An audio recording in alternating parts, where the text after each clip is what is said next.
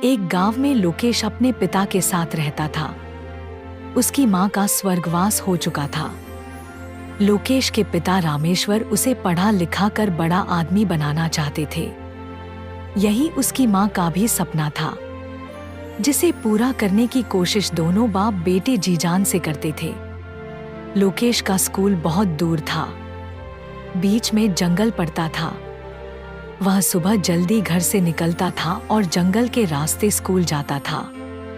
एक दिन वह स्कूल से वापस आ रहा था।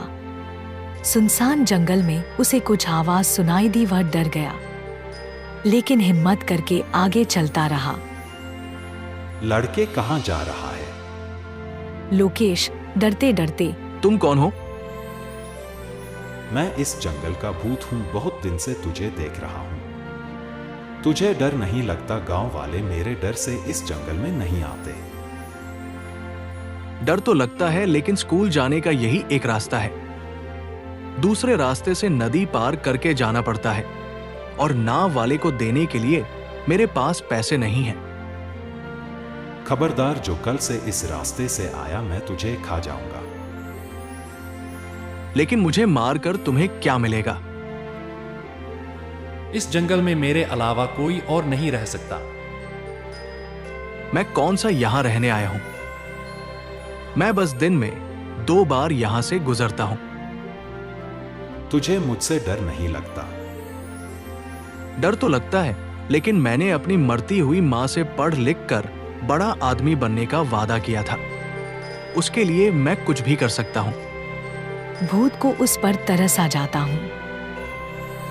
चल ठीक है, तू यहाँ से आ जा सकता है, लेकिन यह बात किसी और को मत बताना, न किसी को अपने साथ यहाँ लाना। लोकेश बहुत खुश होता है। वह जल्दी से उस जंगल से निकलकर घर पहुंच जाता है। लोकेश अपने पिता को सब बताना चाहता था, लेकिन उसके पिता रामेश्वर जी यह बात जानकर उसे जंगल में नहीं जाने देते, इसलिए वह चुप रहता है। अगले दिन से वह डरते डरते जंगल से स्कूल आने जाने लगता है। कभी कभी उसे भूत की आवाज सुनाई देती। भूत उससे सवाल पूछता, जैसे तेरे पिता क्या करते हैं, आज स्कूल में क्या पढ़ाया। लोकेश भूत के सवालों के जवाब देता था। धीरे धीरे उसका भूत से डर निकल जाता है। अब वह हर दिन भूत से बातें किया करता था। एक दिन लोकेश ने भूत से पूछा, तुम भूत कैसे बन गए? मुझे कुछ लोगों ने मार दिया था। जब तक उनसे बदला नहीं लूंगा मैं भूत ही बना रहूंगा। लेकिन क्यों मारा था तुम्हें? फसल बेचकर पैसे लेकर गांव आ रहा था, तभी 4 लोगों ने मेरे पैसे छीन लिए और मुझे मार दिया। यह सुनकर लोकेश को बहुत दुख होता है। तुम उनको माफ कर दो, तुम्हें मुक्ति मिल जाएगी। लड़के, तुझसे बात कर लेता हूं तो तू कुछ भी बोल रहा है। चल भाग यहां से, नहीं तो अगली बार से जंगल में घुसने नहीं दूंगा। हमारे मास्टर जी कहते हैं, कोई तुम्हारे साथ बुरा करे और तुम भी बदला लेने के लिए उसके साथ बुरा करो, तो तुम्हारे में और उसमें क्या फर्क रह जाएगा। मेरी बात मानो, उन्हें माफ कर दो और सब भूल जाओ। भूत कुछ नहीं बोलता और वहां से चला जाता है। कुछ ही दिनों में लोकेश की परीक्षा आने वाली होती है। लोकेश की परीक्षा से पहले कुछ दिन की छुट्टी पड़ जाती है। वह घर पर ही रहकर पढ़ाई कर रहा था। उसके पिता खेत पर गए हुए थे। तभी उसे भूत की आवाज सुनाई देती है। अरे तुम यहाँ कैसे? तुम इतने दिन से नहीं आए, मैंने सोचा कहीं तुम बीमार तो नहीं पड़ गए। नहीं, वो तो मेरी परीक्षा आने वाली है, इसलिए स्कूल की छुट्टी पड़ गई है। तुम जंगल में बैठकर भी तो पढ़ सकते हो, रोज वहीं आ जाया करो, मेरा मन नहीं लगता। लोकेश भूत की बात मानकर उसके पीछे पीछे जंगल में चल देता है। वहां एक पेड़ के नीचे बैठकर पढ़ने लगता है। अगर तुम चाहो तो मैं तुम्हें नकल करा सकता हूं। मैं तुम्हारे सामने कॉपी लेकर आ जाऊंगा, मुझे और कॉपी को केवल तुम देख पाओगे। तुम देखकर पेपर दे देना। नहीं, ये गलत होगा। मुझे अपनी क्षमता से पेपर देने चाहिए। नकल करके मैं कभी बड़ा आदमी नहीं बन सकता। मुझे माफ कर दो, मैं तुम्हारी मदद करना चाहता था।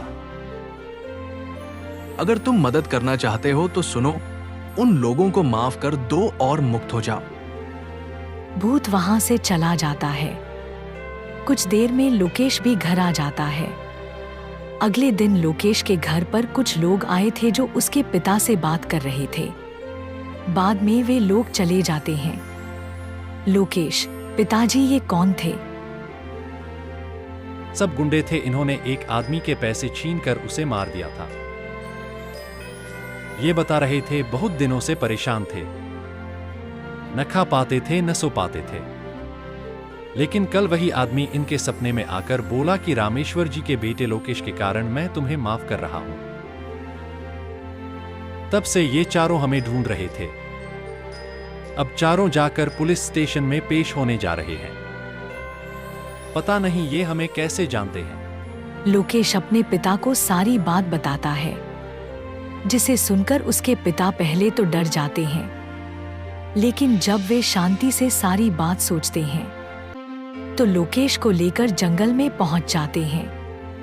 लोकेश भूत को आवाज देने लगता है, लेकिन वहां कोई नहीं आता। बेटा, वह अब मुक्ति पा चुका है। चलो अब घर चलें। लोकेश रोते हुए घर वापस आ जाता है।